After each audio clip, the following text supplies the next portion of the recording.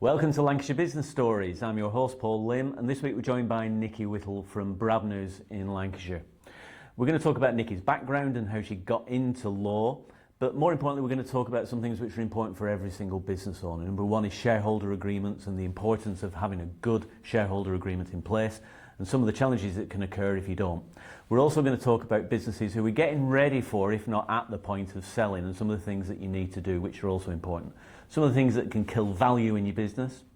Some of the things around diligence, due diligence for your business that you can do before you get to the stage of having a buyer who's looking at you, that we call reverse due diligence or pre-diligence, if you will, to get ready for sale, and some of the things that you can use a solicitor to help you with. And also looking at sales structure, some of the different ways that you can go about selling your business and the pros and cons of each of those. If you haven't subscribed already, if it's your first time watching or listening to the podcast, please hit the subscribe and follow buttons because it means a lot to us. Let's get to it. Nikki Whittle, welcome to Lancashire Business Stories. Hello. So this is our Business Experts series. Okay. And we're going to talk about all things business, in particular getting ready for exit and all the things that you need to think about in terms of succession planning and all that kind of stuff. But seeing as it's a business expert series, we just thought we'd talk about you for a minute. So how did you end up being a partner at Brabners? How did it all get started? Right, I think it all started with LA law in the 80s. So which character were you? Do you know what? I don't actually remember the characters. All I remember is there was a programme called LA Law. I saw that and I thought, do you know what? I want to be one of them. Obviously, reality is so far-fetched from what actually LA Law was like. I thought Brabners was exactly like LA Law. Of course it is, yeah, definitely. No, the shoulder pads and the big hair, that might be that. So grew up in a town in West Orton, not too far from where we are today. West Orton High School, didn't have any kind of privileged upbringing, very much working class background. Mum, civil servant, actually worked not too far from here, actually in Bolton. Right. Dad, a joiner, so went through school, did A-levels, went to university, so went to Liverpool University, did a law degree. Actually still continued to like that. So then did my LPC, which it was then. They've changed that all over now. It's not quite the same as the route to qualification. There's much more diverse routes to qualification, which is great to see. Went to Liverpool University, got my degree, did my LPC, and then actually started work at Stevenson's Solicitors, so in their Lee office, which I'm not quite sure it's still there anymore. So went through the ranks there.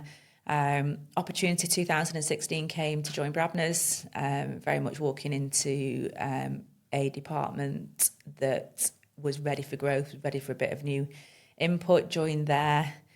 Year later got made partner, very much just off the back of kind of the work that I did, the growth that we did, the new clients, building the team. So then we moved out of our Preston City Centre office over to our nice new fancy offices on Walton Summit. It's amazing. If you ever get the chance to go, you should go because it's lovely. Yep, we do host some kind of events there that might be relevant for your audience. So the business circle, very much aimed at helping business owners, that peer-to-peer support, all the stuff that you do so well, Paul. Yeah. And then also the business club, the general networking events. So yeah, shameless plug there. Feel free. I mean, I should say I go to those events as well. So yeah, and then so 4 years, just over 4 years there. I do remember the date so well because I was actually in labour with my son at the time that we moved in. There was a bit of a laugh beforehand that I was going to help them all move in, and all of a sudden I went quite quiet, and they kind of figured out what was going on. So I've been there, like I say, just over 4 years. Real vibrant office, really great team. Growth within the team. Recently got a new partner on board. Brabners as a whole is growing, it's thriving.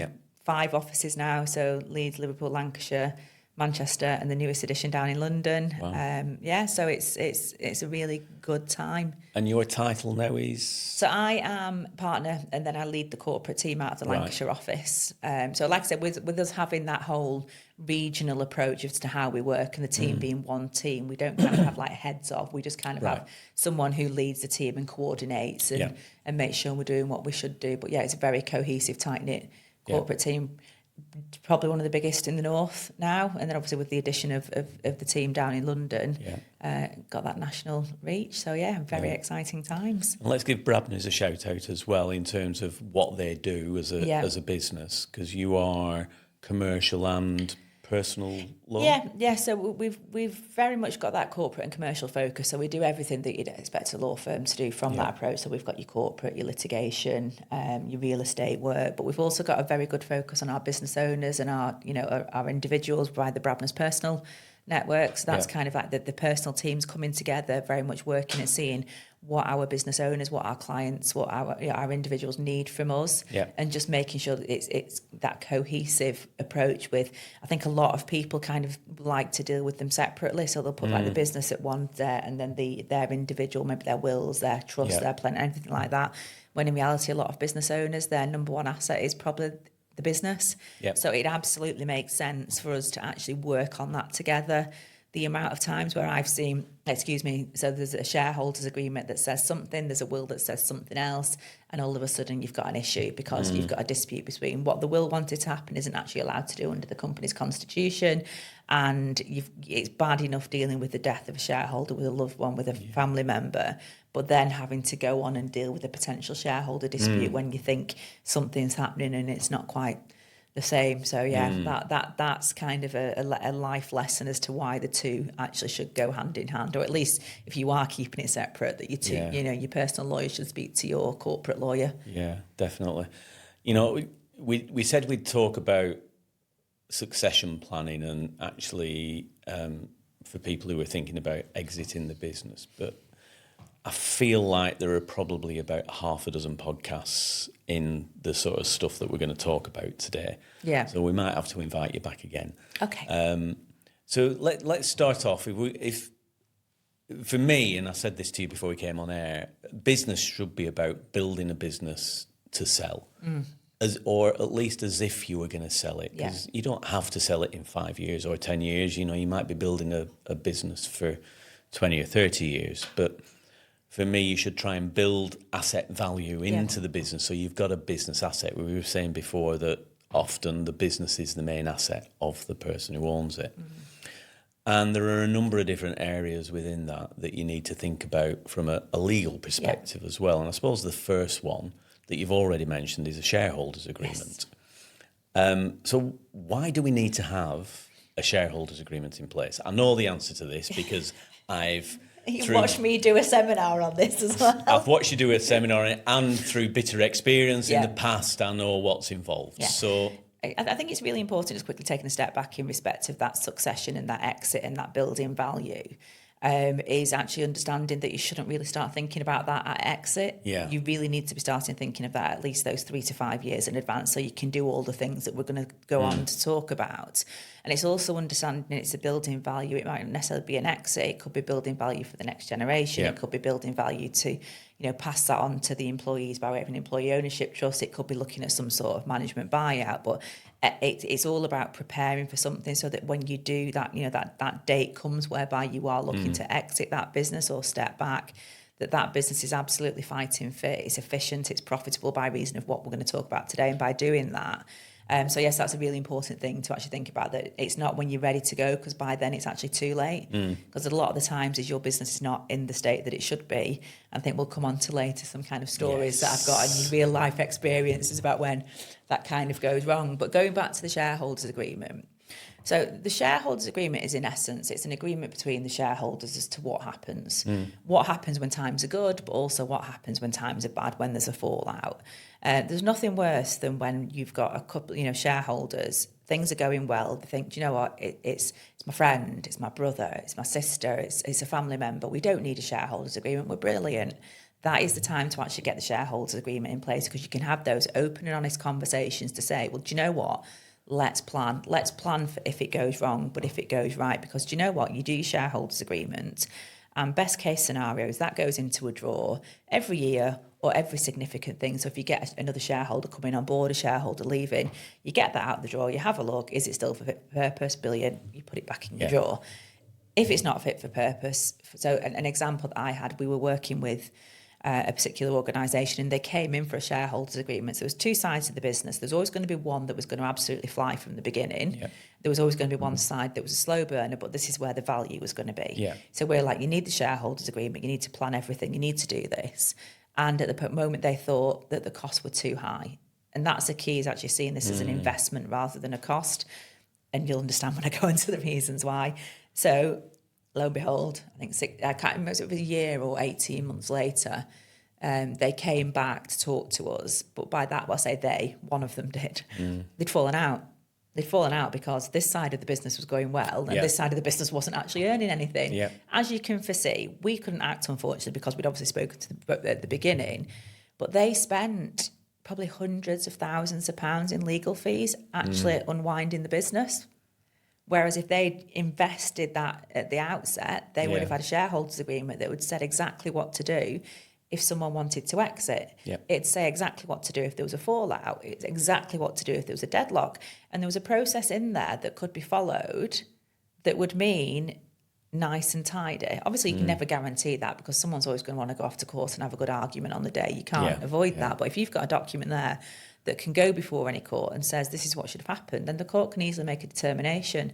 And it's so easy to agree then when you're happy and everything's going well. They're an insurance policy that cover everything that you hope will never happen. Exactly. That ends up happening. It's like, you mentioned family businesses, and I've worked with two brothers in a business and we had exactly that discussion. I said, have you got a shareholders agreement? What do we want one of them for? Yeah. I think they had the basics of it for whatever they had to file at Companies House when they started the business. They said, we'll never fall out. But, have you ever heard of a family having a fallout or a disagreement? It happens. It does, of course it does. All the time, especially when there's money involved. Yep. And people say, you've done more for this and I haven't done it, or I've done more for this business than you have, and, why should you get this and I should get that? I work on this side of the business, or whatever it happens to be, there will potentially be family fallouts. And I think even more so with the family businesses, because it's not just that working environment. So at least if you've just got a business partner, you can then go your separate ways and go home and speak to the other half, speak to the families and kind of vent about what's going on. If you're in that family unit, imagine birthdays, imagine weddings, imagine Christmas going forward. You're not just impacting the here and now, you're impacting that whole family unit. So it's that protection, especially I say with family business, it's protection of the wider family so that people don't actually have that issues. It's the same whereby, looking on a shareholder's death, again, you've got such an emotional thing for the family to sort out in the background. What you don't want is the family then having to argue with the remaining shareholder as to what's the value of the shares, who should they go to, what should happen. And then there's also with the remaining shareholder, again, if on a death there's a difficult situation, there's a loss to the business. It's looking at, is the key man insurance in place to cover that, so you can cover that financial hole. But what you don't want is somebody who has to take their eye off the business to sort out a dispute in the side. And at that point, it impacts the financial performance of the business. It means people aren't focusing. If you've not got a shareholders agreement in place, which is backed by some sort of insurance policy by way of a cross-option agreement, I can go into that in a little bit more detail, what that means, then you've got a situation whereby if you've got the shareholders agreement, the shares are coming back to the remaining shareholder. Well, how's that remaining shareholder going to pay for it? The company might have the funds to be able to come out, and then that way it's dividends out, which is not tax efficient for them to pay. But if you can kind of get proper advice from somebody who looks at this, so there's certain life insurance policies that you can get, and I'm not FCA regulated, so I'm not going to be kind of recommending any specific policy. What I would say is speak to your insurance broker. But there are policies that you can get in place that are put into a trust that mean that, on the death of a shareholder is that insurance policy will pay out to the family, and then the shares come back to either the founder or to the company. Yeah. And it just keeps it clean, and it just means there's not that they can continue focusing on the business and building the business, knowing full well that and it's peace of mind for the shareholder who's passed away, obviously before they pass away. It's peace of mind for them knowing full well that the family's protected because they know they're going to get an amount of money. And the business is protected as well. And the business is protected. And worst case scenario in that situation, the shares get passed to somebody else in the family who wants then to get involved in running a business that they have no idea how to run. Yeah. And they can't come to an agreement with the remaining shareholders about them buying back their shares or anything. You end up with a whole mess of a business then, don't you? And do you know what? I'm actually working with an organisation at the moment which is very similar. It was 50-50 founders. They did actually have a shareholders agreement in place, but hadn't kind of looked at it and reviewed it and looked at it from a commercial and practical angle, because at that they brought there was a family member that got brought on board for the board. The shares went into trust, And then they've got a situation whereby the beneficiaries of that trust are now saying, well, we don't want the trust anymore. We want to have shares. We want to come on the board. And we've got a managing director that's absolutely pulling the hair out, thinking it's not going to work. We've got people who want to come on the board that aren't directors and aren't skilled enough to actually be able to deal with that. But because of that that whole family legacy, I'd say, you've got a bit of a mess there as to what to do. So it's not just doing the shareholder agreement. This is why it's important to actually speak to a corporate lawyer who has that practical experience when you're looking at it. It's all very well having something. I'm going to say this now because I think in any kind of podcast, webinar, seminar, don't just go to AI. Do not just ask ChatGPT or Copilot to prepare you a shareholders agreement, because unless you understand what that output means, you could potentially have an issue. And who you're going to sue when it goes wrong. You need to... that's a whole podcast on itself. Thing, But it's just making sure that it works practically, and it's getting somebody to come in and actually understand your business, understand what the pinch points are, understand what the issues are, but also having that practical knowledge in the background so that they can make sure that shareholders agreement is fit for purpose and suits you as a business, because it's not a one-size-fits-all. It is very much, a lot of the time... So it's a bespoke document that works for the business and the business owners and also their families. Yeah, I mean the best advice is for business owners is stay in your lane, do what you're really good at and make sure you get somebody else who's really good at what they do to cover all the eventualities. And it's a case of let's make a list of everything that we never ever want to happen but could, and then put something in place that covers off all that with an expert who knows what they're doing. Exactly, and it's all about that protection of the business as well, because a lot of business owners don't tend to have employment contracts. They tend to pay themselves in a way that it's minimum wage, and then obviously dividend payment. So if someone was to leave that business, then you've not got the automatic restrictive covenants in place there. So they could actually just set up in competition day after, and all of a sudden, half, 3/4 of the business is going elsewhere. Yeah. But if you can kind of have those negotiations within a commercial document, then you've got to, as long as it's to protect the legitimate business interest, you can kind of get a longer period than you would get in employment contracts, because people are deemed to have that level bargaining power. But it's also just making sure that you've got these protections so the business can thrive. And there's no way... there's an interesting one. So Chris Fairhurst, one of our family partners, knows I absolutely hate this. So it's a post-nuptial agreement. Have you ever heard of them? I've heard of prenups. Yeah, no, these are a post-nup. So this is very much, I call it a precursor to divorce. It's where you've not got a prenup in place, and one of the husband, wife, partners, whatever the case may be, comes to them and say, I know we didn't sign a prenup, but I want to sign a postnup now, which kind of sets out what we've got. Now, if your other half came to you with a postnup, to me, I'd be like, are we just getting divorced? What's going on? What are we doing? And I'm not going to agree to it. And that's the thing with shareholders agreement. When it's starting to go a little bit wrong, there's not a chance you're going to get the other shareholder to agree to restrictive covenants or what happens on a split, because everyone's already got one eye on the prize and pretty much knows that's the likely outcome. So so the shareholders agreement is the postnup of the corporate world. The prenup even, sorry, I messed that one up, didn't I? Yeah. Well, there are so many different areas that you need to look at when you're thinking about a business. And, we talked about building a business as if you were going to sell it. One of the things for me is the way that business owners think about their business value or business performance to start with. Whenever I talk to business owners, I always say to them, or prospects who are thinking about engaging us, how is your business doing? And they'll talk about revenue, or they might talk about profit, but they never talk about business value. They never talk about the value of the asset that they've got. And if they do get to the stage where they're thinking about selling, normally they'll have an overinflated view of what they think their business is worth. And I think it's really important at early stages of your business to understand what you want out of your business. Yeah.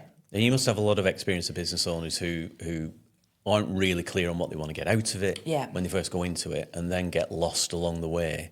Yeah, very much so. And we've had people come, I've got cash in the bank, so I must be doing well. Yeah. So it really stresses the importance of having the right team around you. And it's not just that right accountant, it's that right financial advisor, it's that right lawyer, it's that right insurance broker, it's the right banking team. Because these are the ones that are going to grow with you and going to help you build that value. So it's always handy to actually have an understanding of what the value is now. Yeah. and what you actually need to get out of it. The amount of people that we've kind of spoken to and have, you know, my mate down the pub has just sold his business and he got a 7 times multiple of net profit, and you know he got this and he got that. So my business is worth this, and it's like, well, what's your business? Well, it's a manufacturing business. What was his business? It was a tech business. It's like, well, all of a sudden you've got differentials there. And just because he got a higher multiple doesn't necessarily mean that you get a higher multiple. And it could be they've got quite a niche area, which again gets a bigger multiple in terms of the valuation. So it's kind of understanding that it's not a one size fits all, and you should get the idea of what it's worth now, so you can plan for what you need to do. But it's also kind of on the flip side, because the amount of people that will say, I need 5 million. That's what I need. I need 5 million to retire or to exit. So I need to get that. So my business is worth this based on my back of my fag packet, so I'm fine. And then in reality, they'll go to get someone to value it. And the worst thing for a business owner is when someone turns around and says, well, do you know what? You are the business. So in essence, you've not got any value there. Yeah. Well, we've had situations in the past, and we do a lot of work with a system called Value Builder, which sort of looks at the 7 or 8 key drivers of value in every business. And profit is one of those, obviously. And the sector that you're in is another big driver of value for your business. But they have no idea about some of the other areas which are going to either increase value or decrease value. And one that you know is the key person within the business, the business owner. And one of the questions we often ask them, and they're always proud to tell us this, and we say, how well do you know your customers? And it's a kind of loaded question.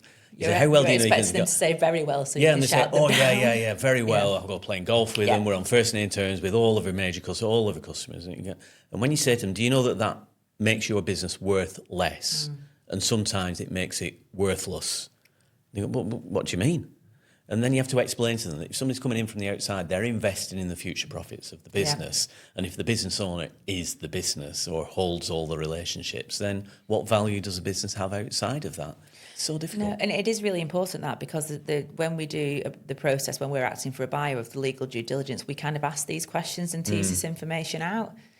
So it soon becomes apparent if there's an over-reliance on one particular client, or there's no distance between the clients and the business owners, and literally all the contacts are with the business owners, and the deal will fall down. Or at best, the value is chipped away. And when we're talking to business owners that are on that journey, so that they've started thinking about succession, they've started thinking what their exit looks like, we actually kind of look at these baby steps. We call it kind of like the reverse due diligence. So it's us understanding. It's like pre-diligence. It is, yeah, exactly. So it's us understanding what questions we ask when acting for a buyer, what are the red flags, what are the issues, and kind of working back from them, so we can kind of start in a baby step way. So not that it's kind of dragging you away from your business, because due diligence does drag you away from your business, so you need to be prepared for that.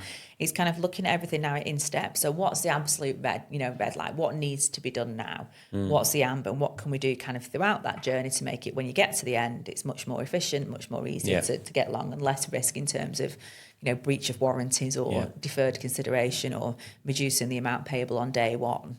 And one of the key things we get the business owner to look in with themselves, and you'll realise this isn't legal. This is not actually a legal thing. It's more of just a commercial idea. But we like to kind of get to know our business owners and work with them in this way. So it's looking at them. What are they actually doing within the business? If they're doing everything and they're wearing all of those hats, and then that's not good. But it's difficult to get a business owner to kind of start stepping away.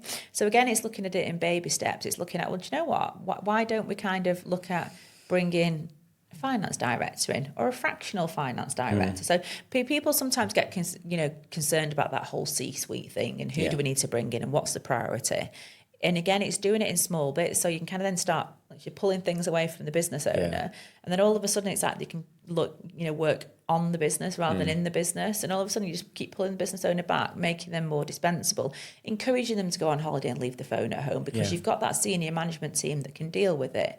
And a senior management team is so much more attractive to, whether that's a trade sale third party, whether that's private equity investment, whether that's actually going down the EOT route, because you do need a strong management team to be able to do it. So it's looking at what's the important bit, what do we need now?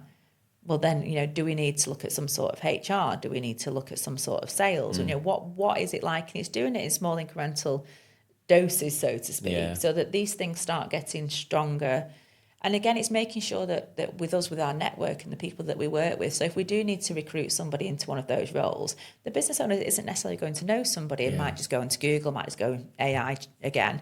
But we know these professionals that deal with this, that deal with it day in and day out. So it's then making sure that we bring the right people in. So speaking to that business owner and saying, well, we know X from Y, this is their area, you need to speak to them.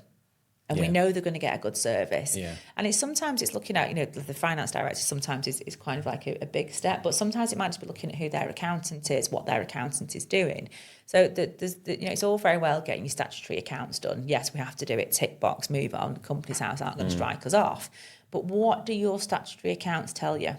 They tell you what the position was 9 months ago. Historic. At best. Yeah. It's not going to tell you... Or the balance sheet will tell you just a point in time. But, Exactly. It's not going to tell you what particular element of your business is profitable, what's not. It's not going to say what to focus on. It's not going to say what you need to drop. So you then need to kind of get somebody on board that's looking at management information, management accounts, forecasting, budgets, and then just kind of flipping it on its head and getting that much more commercial, corporate way of dealing with your business. And then all of a sudden, you can identify what's going right, what's going wrong. You can fix things. Yeah. You can look at performance. You can look at output. And all of these, even if you're not preparing for exit, is always worthwhile looking to do, because it's literally strengthening your business in the meantime, making it more efficient. You get the relevant people, you're identifying potential problems maybe with employees, with customers. Looking at your terms and conditions, is there something that's going on that, you're constantly getting late payment, or you're constantly getting disputes, or you're constantly getting challenges over quality of produce? And it's kind of looking at your whole system inwardly.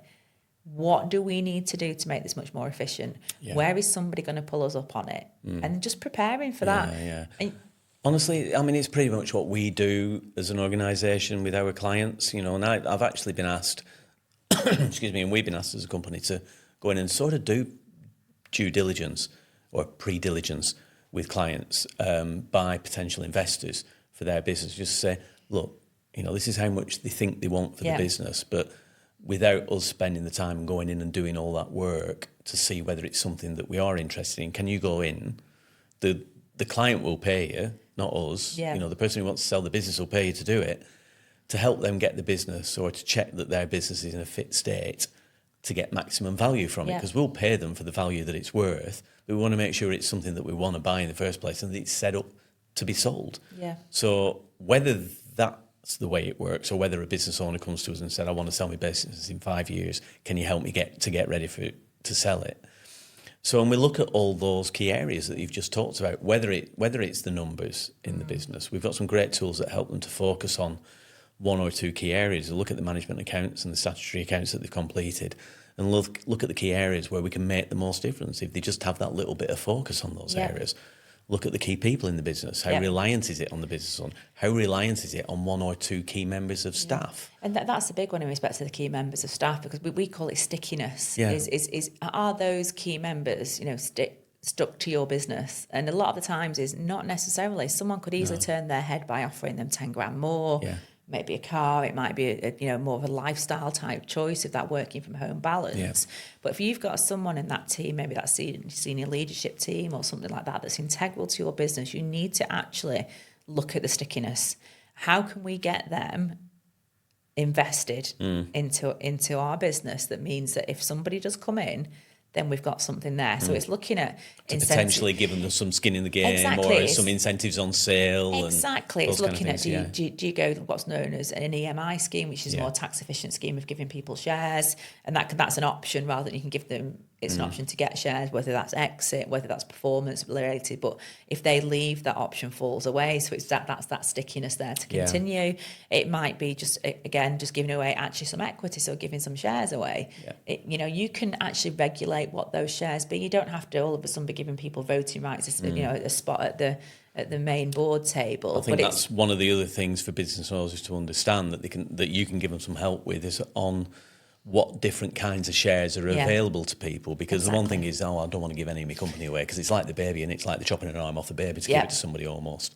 But there are all sorts of different things you can do. We work with a company, I'll give them a shout out, it's a company called Vested, who are an online share platform basically that allows you to do that in a really simple sort of way So you can give people skin in the game, and you get people more stickiness from your people, and they get more incentivised to help drive the business forward. Yeah. And it's a different mindset as well. So these people, when all of a sudden if they do have a bit of skin in the game, and they can see the benefit, that, you know, they're more inclined to kind of maybe work a little harder, maybe switch that light switch off, turn the tap off, and it's just small little things like that. And there's a little bit of pride in what they do, because they can see it's that kind of like, it's everyone rowing in that same direction, isn't it? Everyone's working towards that goal. And I think sometimes if you have that disconnect between, you know, colleagues, employees, and the founder, whereby everyone's just working for the founder's exit, then sometimes you're not rowing all in the same direction. You've not got that kind of that level of wanting to help, of wanting to do things, because they feel everything's going to the founder and I'm getting no benefit from it. Yeah.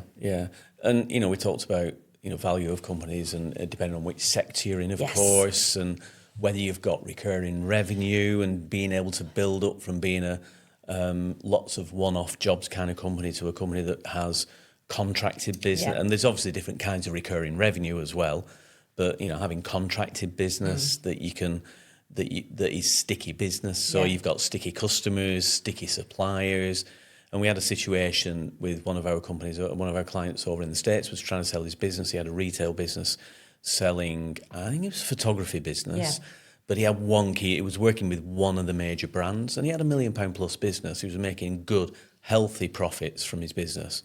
And on paper, you know, he had a team of people in. On paper, it looks as if it was a great business. But then when you looked at who supplied him, they had one supplier. It's a huge risk. One supplier, and he could not find a buyer for that business, because they all said the same thing. If that one supplier decided to change their route to market and go direct, to go through a different way, go a different system, then he would lose a lot of his business to that, because of that one supplier's change of route, of direction. That over-reliance on either whether it's a supplier or if it's a customer is a huge risk, not just on exit, but also for the business owner now. So absolutely. Imagine if, as we know happens in business, there's a fallout with that particular client or customer, and all of a sudden they get the hump and they take all the stuff and they go and move elsewhere, because at the end of the day, there's not that many businesses that are that niche that there isn't a competitor somewhere. No. And when emotions are involved, when humans are involved, conflict happens. So imagine if one day you kind of wake up, you've annoyed your customer in some way, whether that's right or wrong, and they take their business elsewhere. Overnight, your business is decimated. Yeah. So it's actually, again, it's that looking inwardly. Where's our spread? Yeah. Where's our focus? But then on the flip side, with the supplier, like say if that supplier either chose to pivot and go and do it themselves, or something happened to them and they got taken out of the market, whether that was, you know, liquidation, close down, whatever, all of a sudden you can't service your customer base. And again, the risk, business gets decimated overnight. So it's sometimes it sounds good on paper that you're getting a lot of money from one particular person, because it does, obviously it cuts down on the paperwork. But there does need to be a good spread of the risk. And I think a lot of the times if it's more than a quarter, and again, it depends on industry. If it's more than a quarter of your one particular client takes up that, it's deemed a huge risk. Yeah. Some sectors, it's not as high as that. It's sometimes 15%. I would say 10, 15%, but it depends what sector you're in and who you're working with. But anything, like I say, of that amount, that it's deemed a risk. And when we're acting on due diligence for a buyer, if we pick up on that, we'll say, you know, look, are you sure this is for you? Or in view of this, do you want to, is the value reduced? Is your asking price reduced? Do we want to kind of keep more of it on the table for later on?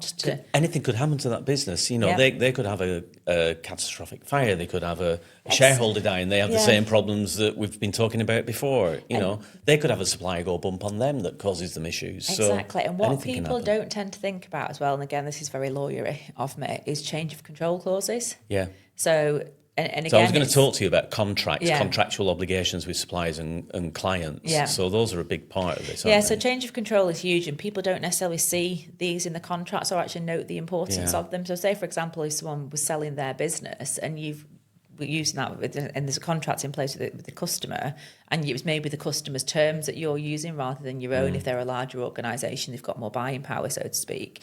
If they've got a change of control clause within their contract, they could, if someone else was coming in, or, you know, new shareholders coming board, or some purchasing coming on, notice can be served under that contract to bring it to an end.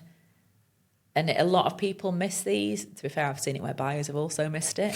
But again, it's just being alive to it, just understanding what your contracts say and what they mean.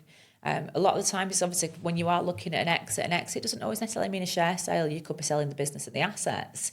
So it's looking at those contracts. Can you easily transfer those contracts onto a third party, i.e. a buyer, or as part of that succession? Because again, that's where the value comes in. If you've got some contracts in place that you've got, you can't assign them over, or you need consent of the customer to sign them over, then you've got an issue. And again, all of this kind of decreases value and increases risk. Yeah. Do you often get involved in negotiating those contracts for your clients in the first place? So if they've got a new supplier or a new client? Yes, so we do a lot in kind. So it's our commercial team do a lot in that so the terms and conditions, service level agreements. What I would absolutely say is everybody should have their own set of terms and conditions. Again, speak to someone who knows what they're talking about. Don't go on ChatGPT or Copilot and just get some fit for purpose. Yeah, well, there are so many like templated versions out on the internet, aren't there? A number of times I've heard somebody say, "Oh, we just Googled a set of T's and C's, and when we set up the company, we just took their name out and put ours in." Yeah, I've seen a few horror things over the years whereby we're working with business owners and they've had a set of terms and conditions, and then they've got some set terms and conditions from one of their suppliers, and they're like, "Oh, I like that clause," and they've all of a sudden cut and pasted that clause in. "Oh, I like that clause, I'll use that." And then all of a sudden you look at them, you're like, you do know all these clauses actually contradict one another and don't actually work. The best thing I've seen is an England and Wales-based company whereby they had got some terms and conditions. I said, "Is there any reason why jurisdiction is Massachusetts?" They'd literally got an American set of terms and conditions and not actually looked at what the jurisdiction clause was, and they didn't actually do any business over there. Amazing. Absolutely stunning, isn't it, sometimes what business owners do. So, right, what else do we need to talk about then? We've talked about shareholder agreements, we've talked about contractual arrangements with your suppliers and with your employees and with your clients. I suppose what we could look at is what that exit or what that succession looks at, because again, this is something that people don't necessarily have in mind, that especially when the things that we're talking about there about getting that good senior leadership team on board, that could be the succession. The succession could be that management buyout. So actually doing all of this actually creates you another option. I think it's about giving yourself as many options as you can. And I've had situations where I've had clients that I've been talking to, and sometimes I'll talk to founders, and even before they've started the business, they know exactly how they want to exit and when they want to exit, and how much value they want to build into the business for when they exit. And they have a plan. They get, right, this is how much we want to sell for. This is our plan on how to get to that point and make sure that the business has got the key levers in place to make it worth that much. More often than not, people don't. And I think giving yourself as many different options as you can is really useful, because sometimes you might think that, right, okay, so we're going to have a trade sale, or we're going to sell to one of our key sort of logistics partners, supply chain partners in the business, or a strategic buyer, but they don't open themselves up to other opportunities, and they might miss somebody outside of that who goes, actually, we'd love that business because their customer base is exactly what we're looking for our product or service, and they'll get a higher multiple from working with somebody else. So I think you've got to keep your options open and as wide as possible on that, don't you? It's interesting when you say that about that kind of like knowing what the exit looks like. And I can't remember who it was I was speaking to, and they said they'd been working with a particular client that knew who was going to purchase their business, and literally found out what events they were going to, what networking they were doing, and literally got into their space and got them to know them. So that was very specific. But again, if you've got all these options open to you, it's looking what we started off, it's making that business streamlined, more efficient, more profitable. And there's so many different ways to exit. Like I say, we mentioned a few before, so there's the trade sale, there's private equity investment, there's management buyouts, there's EOTs, and employee ownership trust. All lawyers love an acronym. But there's also the right closure for a business can sometimes be just closing down. It's not that something's gone wrong. If there's a natural progression whereby that business just needs to come to a conclusion, then it's fine. But it's understanding what that conclusion looks like and how that can be best managed in terms of the most tax efficient way to deal with it. And speaking to the experts again, so that you get that right. Yeah, I mean, I do get a bit of a twitch and a shudder when somebody says, I'm just going to shut my business down, because I always believe that you should build a business that's got value in it. So shutting it down is the last possible alternative for somebody. But it does happen from time to time, and you do need to do that from time to time for different reasons. But it'll always be my last option, really. We should be building businesses that have got value. We should find a way to pass that value on to somebody. And it might be that you're passing it on to family is the other thing as well, having a family succession. Exactly. And are you preparing the family for that succession? Or have they got the right skill sets to then take the business forward? With family, it's an interesting one as well, especially where you've got kind of the next generation, whereby you've got some working in the business, some not working in the business, and how does that look like? And it's actually opening up those conversations early so that you can kind of, the ones that are out of the business, then is it fair for them to get shares in the business when they're not actually working? Where, you know, and I've had the situation whereby we've got a family business whereby there's 4 kids, 3 are working in the business, 1 isn't. That one who isn't working in the business owner's like, well, no, we don't. That they should benefit elsewhere. But then partners of the shareholders like, well, we need to treat all the kids equally. It's wrong. This isn't fair. As you know, they're both my children, because it's 2 children either side. And it's just actually being able to have those conversations and open these things up to actually understand the fact as to why this is happening, and just get the family members on board. And understanding the reasons, because again, it's going back to where we started. You've got to kind of live with these people, go to family occasions with these people, so you don't want something causing a fallout. No, and it can be so difficult. I was talking to somebody just last week about exactly this situation where one particular person, daughter, has been working in the business for the last 15 to 20 years, but they've got other siblings who have never ever been interested in the business ever. And she's taken over the running of the business from her father. Now her father stepped back and retired from the business, but that transfer of ownership and all of the obligations and tax implications of that, and obviously the family implications of how everybody benefits from that. And in that case, I think the father said, well, look, she's running the business, she should get ownership of the business, she should get the benefit of that. I will ensure that my children are covered in my will. Yeah. So everybody will benefit from my will, because she's paying him for the value of the business over time. Exactly, she's not getting it given. It's kind of like a management buyout type thing within the family, isn't it? And it's interesting as well when you mentioned that situation, because again, we've come across the situation whereby it's next generation that coming in, but the founder can't quite let go.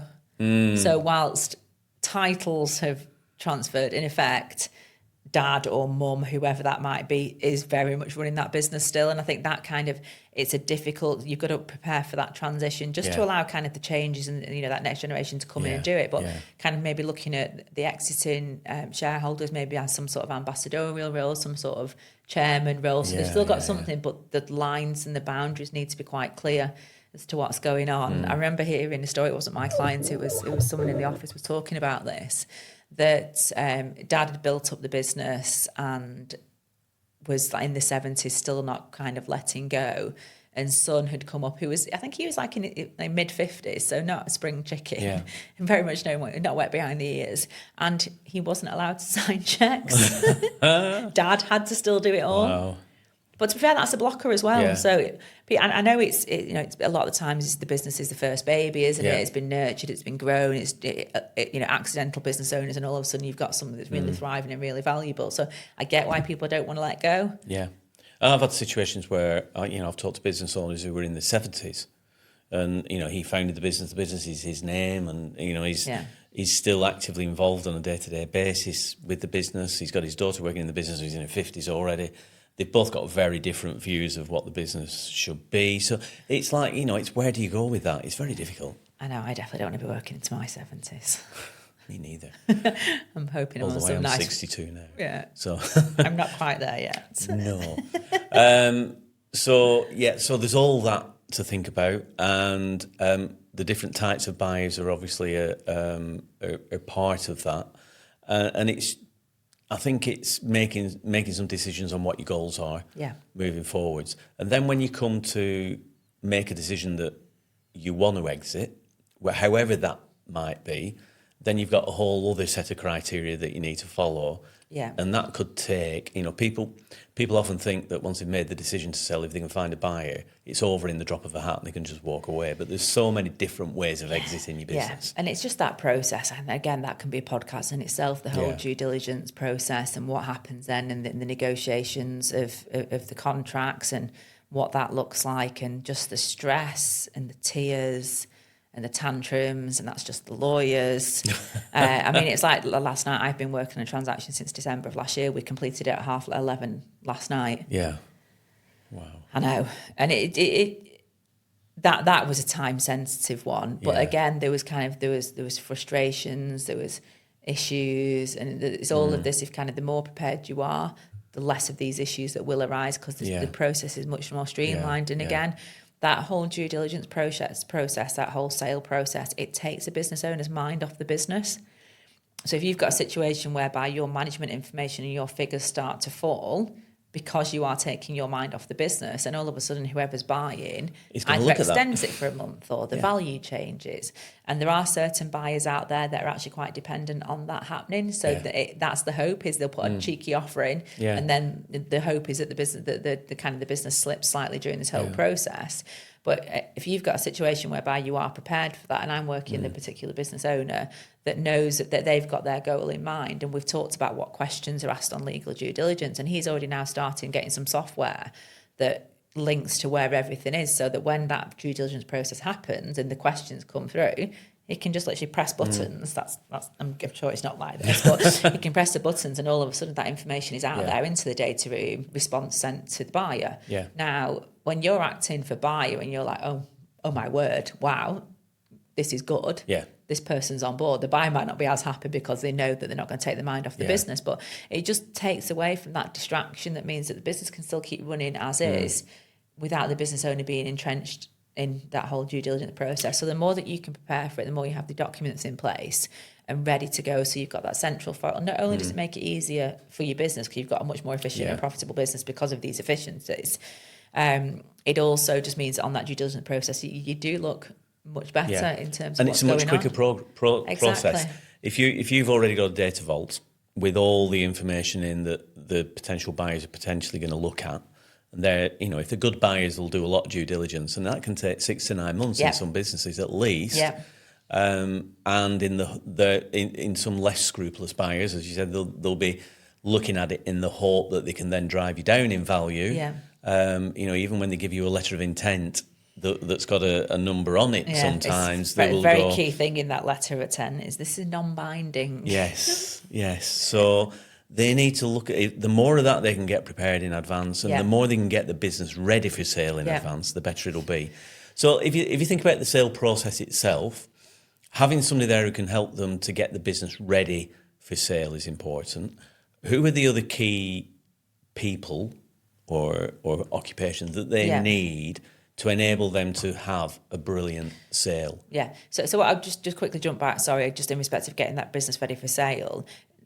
There will be a point where you can't solve all the problems, but actually bringing these problems to the surface and actually being ready with a solution, or actually how you present that to any buyer, is really, really important. So it's not a matter of trying to hide things, and it's like get all those skeletons in the cupboard out in advance, and we can work with them hopefully to solve them. But if not, to look how we present those to the buyers. So you've made that decision to sell. It's probably best at that point that you get a corporate finance team in place. Okay. So what would that be made up of? Yeah, so corporate finances, so they are accountants, but their kind of specialism is in like the whole mergers and acquisitions world. So they've got specialisms in respect of, they know how to value a business, they know how to value a business based on the market. So again, there's a way of valuing businesses, but if the market's just not there, then you're not going to get that multiple. It's looking at you and saying, do you know what, the time's not right. So it's having that honest, and there's some people out there that work in this work that work in the whole mergers and acquisitions of sales that will just take on board and not actually do this due diligence into the business to whether it's ready to sell. So definitely get someone from the corporate finance world on board who needs to know and work alongside your current accountant, because again there'll be a lot of information there that they need. It's looking at that accountant as well. Is that accountant the one that's going to be the one that takes you through an exit? because again, this is no disrespect at all. There are some accountants there that just do that statutory accounts, just do those tax returns, that don't really get the intricacies of exit. I mean, I was I'm going to say I've had clients who said, "Well, I've got an accountant. That's fine." I said, "But does he specialise in M&A?" And I was, "Well, he's an accountant." So, Exactly. So it's looking at that and seeing if you've got the right team on board. Yeah. Obviously, getting a lawyer involved earlier is good, especially if you are looking at letter of intent, if you are looking at heads of terms, because we've seen some heads of terms that don't quite work from a legal perspective. Yeah. They might work from many other ways, but then it's all kind of like reverse engineering, trying to make the situation fit what those heads of terms say. So I would say it's really important to get this team around you initially. It's looking at so your insurance broker, again, getting them on board in respect of, because there will be lots of questions that need to be asked, just making sure they're there to be able to help. Wealth managers and financial advisors, because it's always good to get these on board when you're around that time that you're thinking of, because it's looking at, is the business properly structured to do what you want to do? Yeah. And it's also getting them on board because they can then look at, well, what do you need in terms of exit value? Because a lot of business owners don't actually quite think they might need more than they need or less than they need. So it's good to get those around. I suppose they're the key people.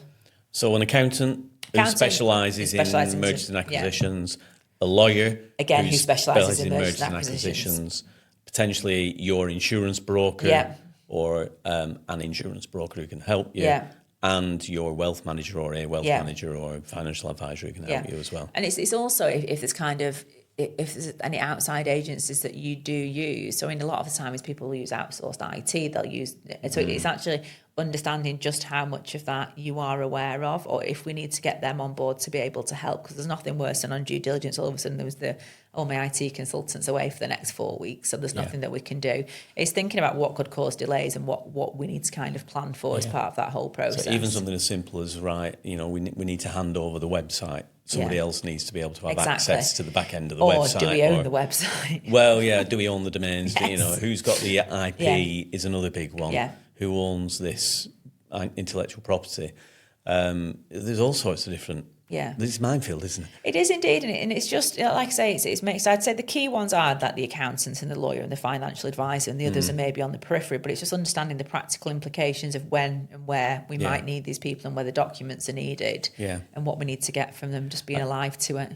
I mean, I had a conversation with one of my clients recently who's coming up to retirement, and he's selling his business, no names, no pack drills, and it's a very, very simple sale. But when I started asking him questions, I mean, it's like he's in an office, he's in a serviced office, and simple things like, how much notice do you need to give on the office? Yep. How much longer are you going to have to pay for that office when you no longer need it? Because the sale will go through and they won't need that office. What's happening to all the furniture inside the office? What's happening to your IT? How are your insurance policies set up? When do you next have a renewal? And he went, oh, that's interesting, because I've got a renewal coming up and it's going to cost him hundreds and hundreds of pounds because it's going to go through before the sale. So speak to your insurers about whether you can get short-term protection or not. There's so many different areas to cover. So we made a list of about 15 or 20 different things for him to look at in the space between now and when the sale goes through. The insurance broker is an interesting one. Is actually is making sure that kind of the due diligence and that there's no undue insurance risk.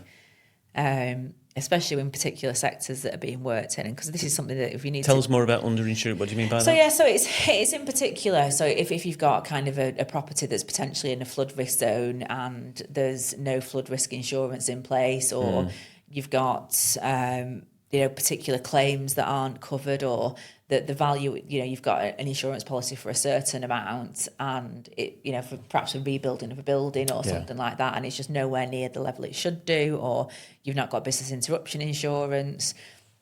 It's looking at all the things that really a business should have insured and don't. And again, this is whole part of that the pre-due diligence, we called it before, is getting a broker in to look at everything. I think a lot of the time as business owners, do they have the proper broker, or do they just go online and go on and get it themselves? And it's just understanding where these things fall down. Yeah, of course. And then when you come to the exit itself, there are so many different ways in which you can exit a company. Everybody thinks, or a lot of people who are uneducated in that particular area would think that you get a check and you hand over the keys and that's it, you can walk away from it. But it's very, very rare that happens. Rare. And if you want a clean exit at the point of sale, then you will get less for your business. Yeah. Because the people who are buying the business want some sort of guarantees and a smooth transition over with the business. Yeah, there's that whole handover period. So going back to that, if you've made yourself more dispensable and you're a business owner that doesn't really go into that business, then chances are you're more likely to actually be able to walk away on day one, or at least do a small handover period, because you've got that senior leadership team that can hand over it for you. But if you've not got that, you've got a handover period. It might be that the fact that you are a little bit too entrenched still in your business. So part of that consideration, so part of that money that you receive is actually tied up in what's called an earnout. And these can be anything up to 3 years. We always say don't go for that length. Anything more than 18 months gets an issue, because business owners are in a different dynamic there as to the fact they're not earning money for themselves anymore. But that's that's metrics in place whereby the business has to do X for the founder to actually get Y and get some more money out of the business. And there's two interesting things there. The first one is most business owners don't like working for somebody else. And when it's not them making the decisions sometimes. And the company that now owns the business quite often will have a number of areas that they want to change or control that might not be in line with the previous business owner's thinking terms and values, perhaps in terms of the way they want to drive the business forwards. And the other thing is those metrics can be inside the business owner's control or inside the former business owner's control, but they might not be. You know, if they put a metric in place which is based on profit, then there are so many ways that they can pull profit out of that business so that the former business owner, who's now an employee, never ever hits those numbers. So you've got to be very careful about what you agree to in that. Yeah, whenever I see an earnout in a transaction, I always forewarn the founder not to expect any of that, because I think anything above that is good, just for the reasons that you say. Is the fact that figures are easily manipulated, and I'm not saying all buyers will do this. Fallouts happen. So many earnouts end early, again, for the reasons that you said, because any buyer coming in is going to make efficiencies, they're going to make changes, they're going to want to put that stamp on it, and can you continue to work in that way? And I think the key is, the advice we always offer is be happy with the amount of money that you actually get into the bank on the day of sale. If you get any earnout, then treat that as a bonus. Agreed. Because there are so many things that can happen. And I've talked to business owners and heard of other business owners who've been absolutely delighted with the earnout period and what's gone on, and they've helped the business grow, and they've earned a real heap of money after that. The other thing that can happen is they get equity that's rolled over into the new business. And that happens a lot in like a private equity exit. So if you're a business owner as a private equity exit, you don't tend to just get the money out. It tends to be an element of a de-risk. And they will want some skin in the game going forward, because what they're looking at is their next exit there, because obviously private equity in the main don't tend to stay in for a long period of time. But it's looking to flip it and move on. And then it's kind of looking at that as like, this is your day one payment, and then the next payment comes in then. So it's being mindful of the fact if you do want to exit quite quickly, that private equity might not necessarily be the right choice for you. But it's just I totally agree. We always say that that amount that you get on day one is the amount that you should really be the tick box right off. Yeah, I think the thing with PE rolling over equity into a PE company, if it's the right company who are looking to do the right things, if they're looking to consolidate a sector, and this often happens with PE, they'll buy a dozen, I don't know, fire and security companies, and the value of the total is more than the value of the individual parts. Agreed.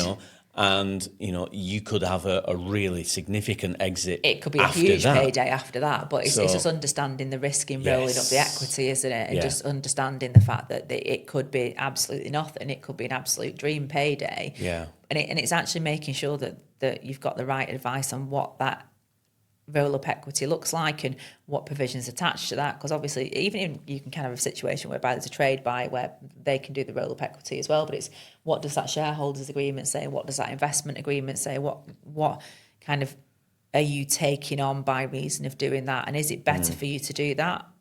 I think a lot of the time his age is taken into account. I think when you've got, historically, you tend to find that business owners would be in it for their life, and then it'd be an exit, and then it'd be, off into the sunset, enjoying the golf or the grandkids or some nice yacht somewhere warm. But now there's a different mentality. And I'm not saying this is everyone.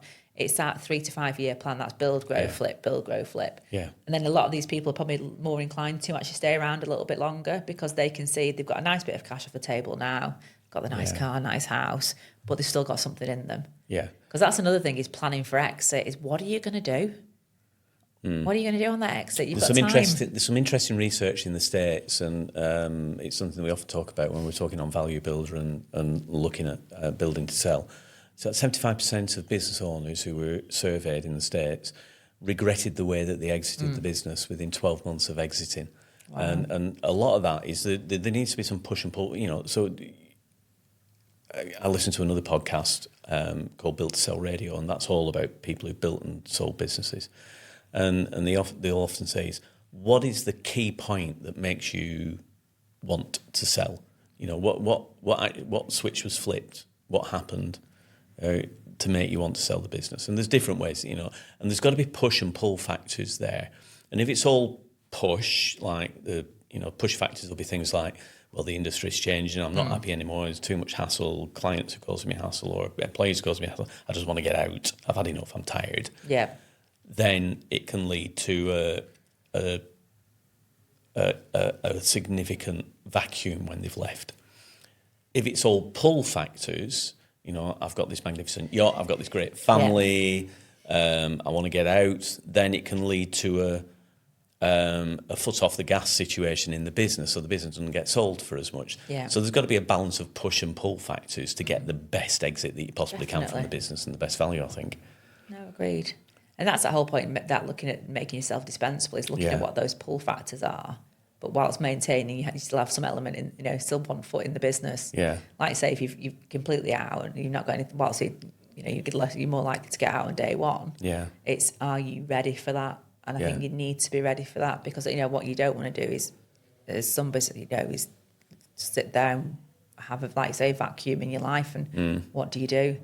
Something else that happens as well in terms of the way that people exit it and the way that's financed is through vendor finance, or so you sell your business but you get paid back for the business over time depending on the kind of business that's buying your business and when they've got the money to buy it at the time. Yeah, exactly. So in a lot of business exits, you are never, the vast majority of business exits, you are not going to get all of the cash on day one. There's going to be some deferred element, whether that's just simple deferred payments, whether that's under what's known as loan notes, so in effect it's a loan agreement that sets out the terms of how that loan is, how the vendor is going to get paid.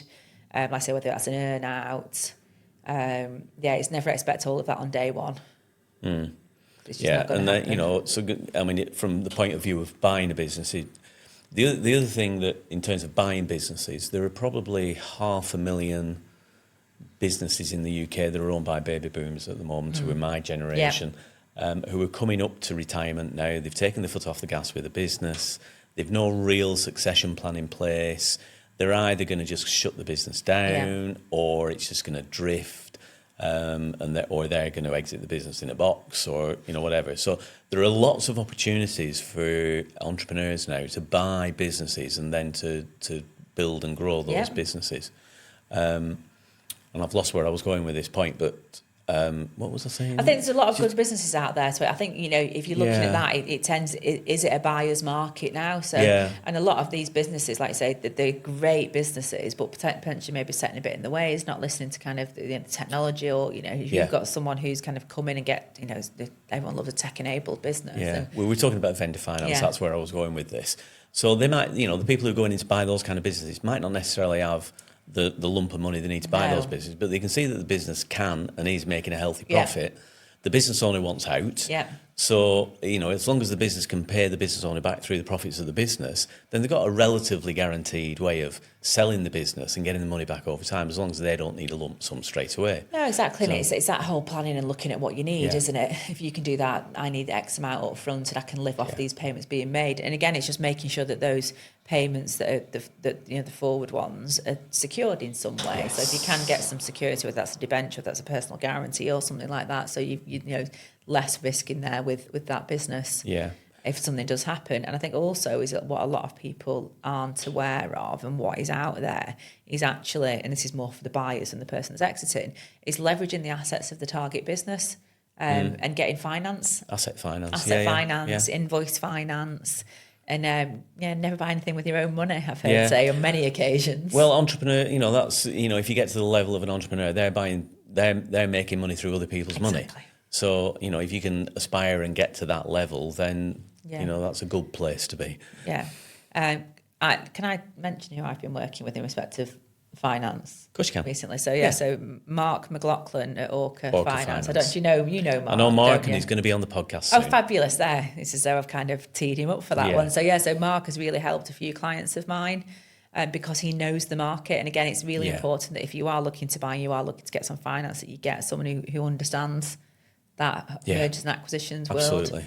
Yeah, he'll have some interesting stories for you. He has, because he's been through that whole process of building and selling business. Is when you've got an advisor that's actually been at the coalface. I think it's so much because they've got that empathy, that understanding. It's easy for me to kind of say, oh, this might happen, that might happen, but I've not been there. I understand it. I've been with many business owners that have. So it's actually someone who's been there and done that, and he'll love the pod kind of analogy. He will, indeed. And he'll probably bring you a little spongy orca. The one thing we haven't talked about, and it's going to have to be a separate podcast because we're almost out of time, is venture capital and cap tables and all that kind of stuff. So obviously, if you want to grow your business, one of the ways you can do that is through venture capital. But then you've got a whole other situation around shares and preferential shares and cap tables and who owns what and what needs to happen, and now shares can get diluted. I don't know whether you've ever seen the film about Facebook and what went on with the shares. It's a great film to watch. And it's making sure if that's because I mean there's a lot of it. 100% of nothing is 100% of nothing, isn't it? But if you can kind of bring someone on board, and I think looking at that whole kind of that venture capital, that that angel investment little stage before, is it's not necessarily bringing that funding on board, you're actually bringing that experience on board. So you've got a non-exec director, you've got the black book of whoever's coming on board as an investor. So it's being alive to the fact that could actually help your business get from A to B when you can't do it your own. It's less risk in terms of financial output because you're not using your own money. But it's understanding what that looks like on the flip side. And there's a lot of protections in place. There's the risk of dilution. So your shares being, you're not having 100%, you're having less and less. You're going to have to come back again. Exactly. And we will come back and we'll do a whole host on that. Because I actually sit on the advisory board to Lancashire County Council in respect to that whole early stage investment ecosystem. Go to the funded angels, angel investor myself. So there's a whole, we've got a whole podcast on that one. Brilliant, lovely. Thank you so much for coming in, Nikki. It's been really interesting. I hope I didn't talk too much. You talked absolutely just enough. Fabulous. Just so people know, how do they find you? Are you on LinkedIn? I am on LinkedIn indeed. So Nikki Whittle, Nikki Whittle. The Brabners website, you can find me on there. And what's the Brabners website? www.brabners.com. There you go. I hope I've got that right. Is it .com or .co.uk? It's .com. My email address is .com, so that'll be .com. That'd be rather embarrassing if I got that wrong, really, wouldn't it? Okay, that's brilliant. Nikki, thank you so much for coming in. Really appreciate it. Nikki Whittle from Brabners. Thank you very much. Thank you for having me.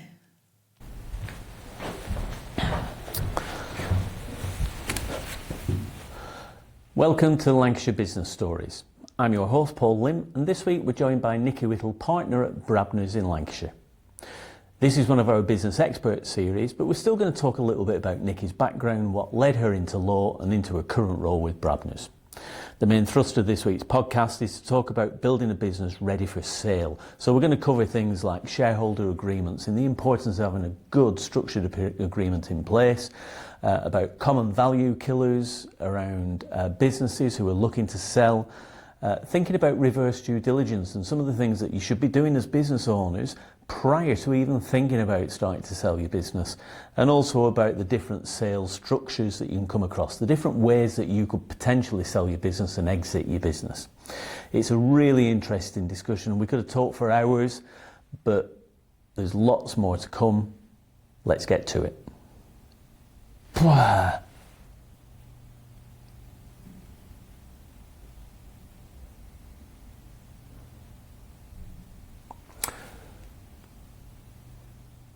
If you're listening to the podcast for the first time, please hit the subscribe and the follow buttons on your particular podcast directory.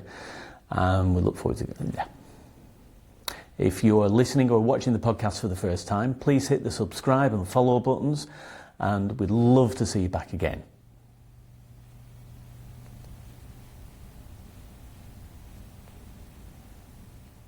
If you're watching the podcast for the if you're listening or watching to the podcast for the first time, please hit the subscribe or follow buttons. Let's get to it.